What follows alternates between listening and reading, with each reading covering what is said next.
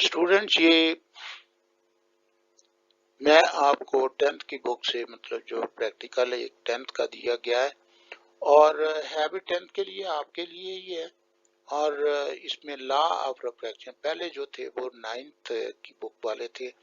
और law of refraction using the glass slab, तो ये ग्लास स्लैब है और इस ग्लास स्लैब को यूज करते हुए आपने रिफ्रैक्टिव इंडेक्स जो है वो निकालना है। रिफ्रैक्शन इसकी जो है वो उसका लॉ जो है वो उसको प्रूव करना है कि कैसे है। तो उसके लिए जो सामान आपको चाहिए, जाहिर है कि ये आप ज्योमेट्री बॉक्स आपको लाजमी तौर पर चाहिए और ग्लास स्लैब चाहिए।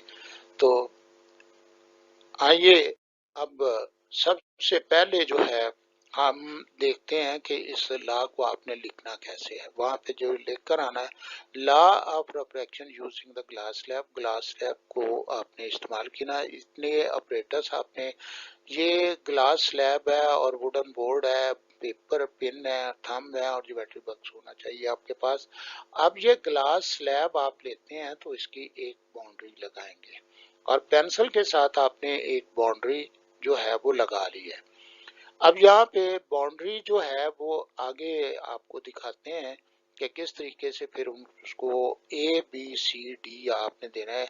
आई drew the boundary of the slab A B C D.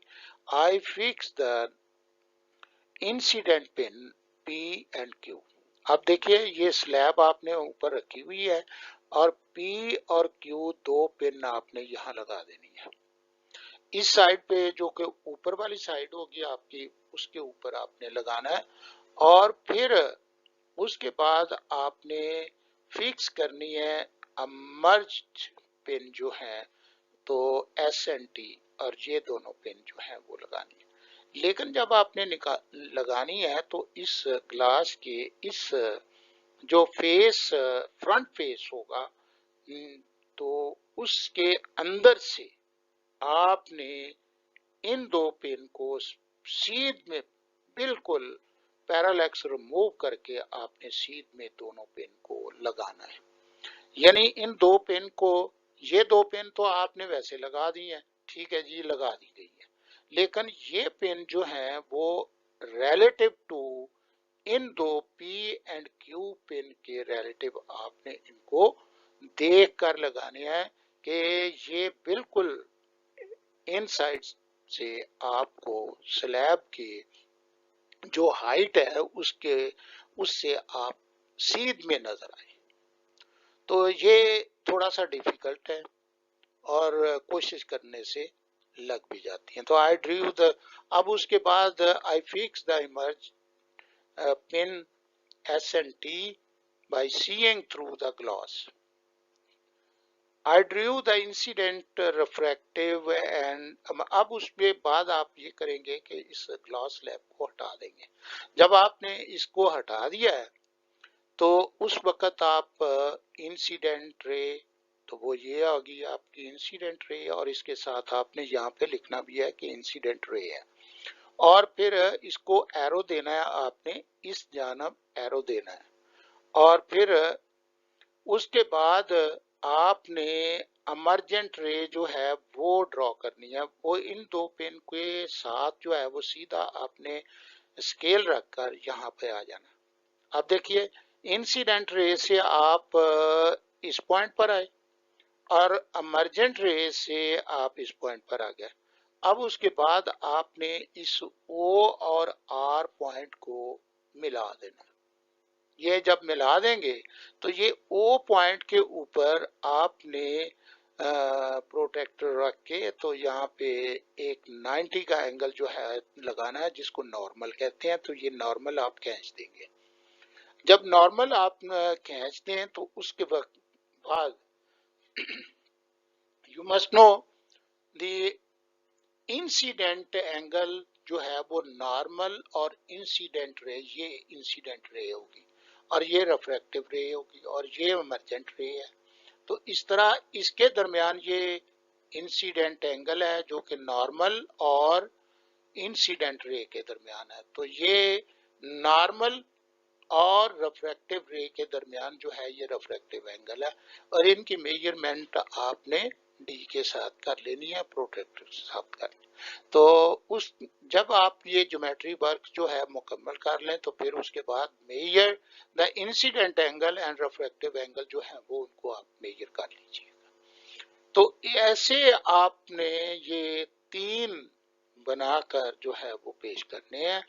और इन तीनों के लिए जो आप देखिए जी, ये है वो सारी बात जो आपके पिन ये लगी हुई है, पी एंड क्यू लगी हुई है, और ये एंगल रिफ्रैक्टिव एंगल है, और ये 40 आपने मेजर किया, ये 25 था। और यहाँ पे आर पे आपने इसे ये सारा ज्योमेट्री वर्क जो है ये आपने शो करना। यहाँ इंसिडेंट रे लिखनी है, और ये रिफ्रैक्टिव रे आप इस जगह पे लिख लेंगे, और ये इमर्जेंट रे जो है वो आप इसको लिख देंगे। और ये आपका नॉर्मल है, ये इंसिडेंट एंगल है, ये रिफ्रैक्टिव एंगल है। तो इस बात को क्लियर कीजिए। अब आपने 3 ऑब्जर्वेशन जो है वो आपने देनी है।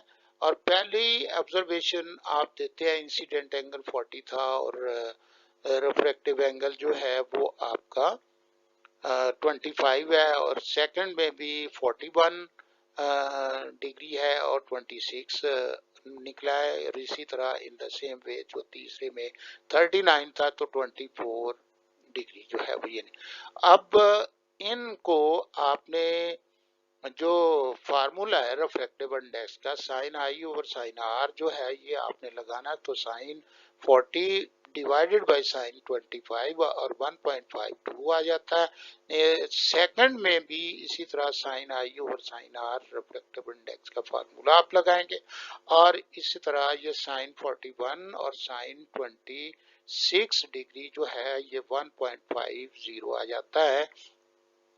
इस तरह जो थर्ड रीडिंग है उसमें भी ये थर्ड के मतलब इसको फिर एक पेज पर आपने इकट्ठा करना है तीनों को।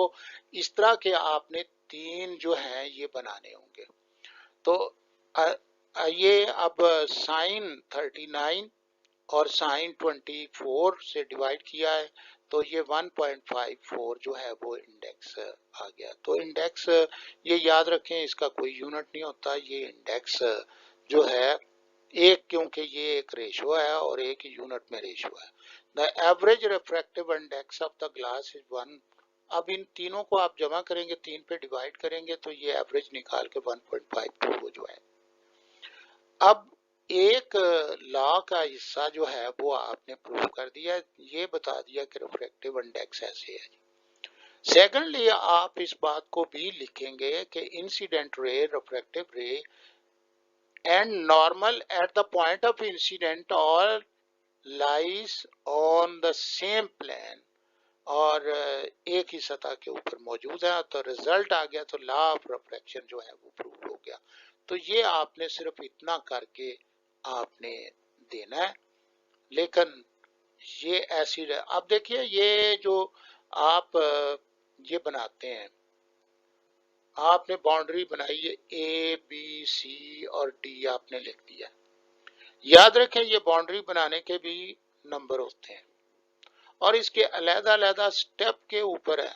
फिर इनके इंसिडेंट एंगल और रिफ्रैक्टिव एंगल जो है वो उसके मेजरमेंट के ऊपर है। आपने ये ड्रॉ कर दिया, इंसिडेंट रे जो है, रिफ्रैक्टिव रे और इमर्जेंट रे, ये सारा आपने ड्रॉ कर दिया है। तो उसके अलग-अलग जो है वो आपको नंबर जो है वो दिए जाएंगे, और फिर उसकी कैलकुलेशन में आपने रिफ्रैक्टिव इंडेक्स निकाला है, और इनके नंबर जो हैं वो अलहदा कर देते हैं, और इस तरीके से ये मुख्तलिफ डिविजन्स कर देते हैं, और इस तरह नंबर जो हैं ज़ाहिर है करेक्टली आपने वहाँ पर इन सीक्वेंस सारा काम जो है वो करना होगा। Thank you very much. अस्सलाम वालेकुम।